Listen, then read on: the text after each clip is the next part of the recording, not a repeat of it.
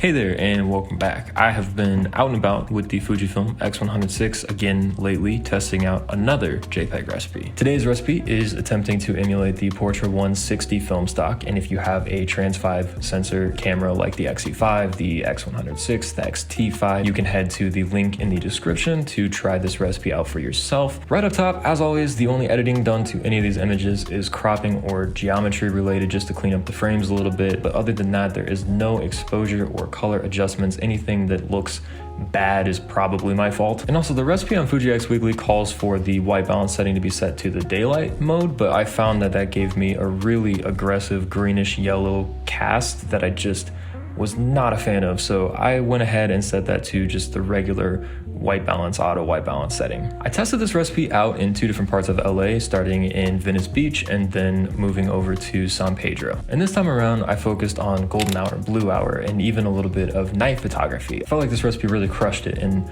that kind of lighting environment. And plus, it's daylight savings here in the US, otherwise known as night photography season. All right, that's enough of that. Let's take a look at some photos. And I'm gonna draw on them, which is why we got this different camera angle and I'm waving around an Apple Pencil. So this first example I picked is just a classic, Venice Beach composition with the rule of thirds here and, poorly drawn, but rule of thirds with the palm trees and everything. Yeah, this recipe is different. It's not as vibrant and lively and punchy as the Riala one was. You can see that like in her maroon coat. You can see it in the green as well, the bushes, and you can see it in the sky too. Just this very, very pale blue. Yeah, it's a look that I almost like. It's a little lifeless for me. So that brings me to this part from the skate park that I really, really love. Obviously, you can see that the sun is super low, giving you these backlit subjects, throwing shadows all over everything. But I just really like seeing all the blue in the shadows around this area and then the kind of golden midtones.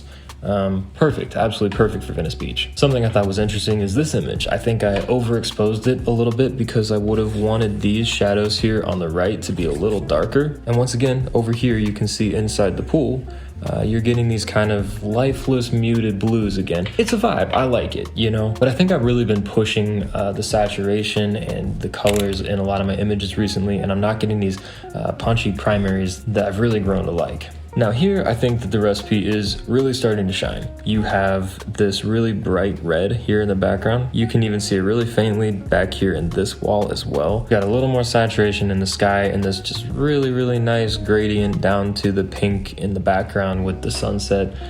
Thought it really came out nicely. All right, moving into almost nighttime now. This is one of my favorite shots. I had never really shot in Venice Beach around nighttime, actually, believe it or not, but I really liked how this recipe brought out the bright punchy reds, the sign there, and also just all these little orange accents I think really pop and kind of bring out the sunset. I might have underexposed this one a little bit. These people, I probably, if I was gonna edit this image, I'd maybe raise the shadows a little bit. Same thing over here, this corner's kind of lost, but I think all said and done, this one came out pretty well as well. Then we're moving into basically fully nighttime at this point. Really loved the light trails that I was able to capture here, and I like how we kept just a little tiny bit of the blue in this building, but really there's not a whole lot to say about this image. And shout out to the X100VI for allowing me to capture this like tack sharp image at 1/4 of a second or 1/8 of a second or whatever I was shooting at. I'm not going to spend a ton of time on this image, but I did like how it came out, especially with these lights kind of making everything feel super three-dimensional.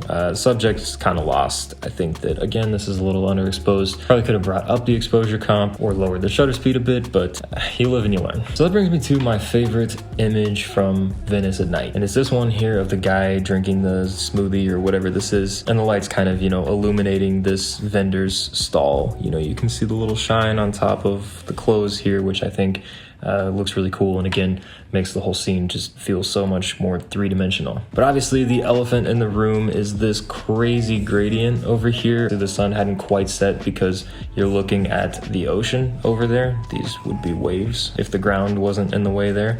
But because the sun sets over the ocean, it takes a really, really long time by the coast for the sky to be completely dark if you're facing west or towards the water. And so I thought that with this kind of very neutral color scheme over here where the lights and the clothes are and this very neutral subject, I guess minus his red and blue drink, I felt like the sky really kind of steals the show here. And I feel like this recipe just absolutely crushed it with these deep dark oranges here towards the bottom of the frame. Also just realized that this dude is definitely staring me down.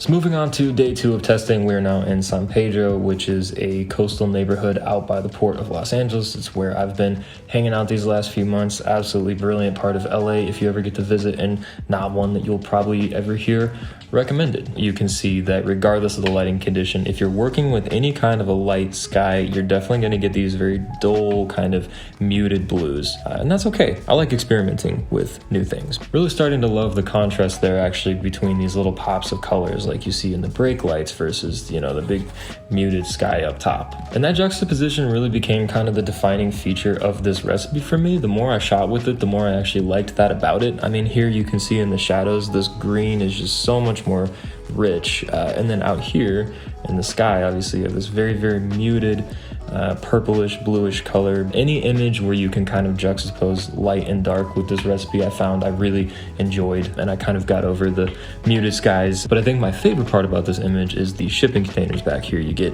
all of this red and green and pink and bright blue here, and then even the cranes. These in person look a little closer to this green, but this kind of mint green, because they're a little blown out, they're a little overexposed, it gives it a really cool effect. One last image I want to take a look at here from San Pedro. This house has this really sweet little turret thing at the top.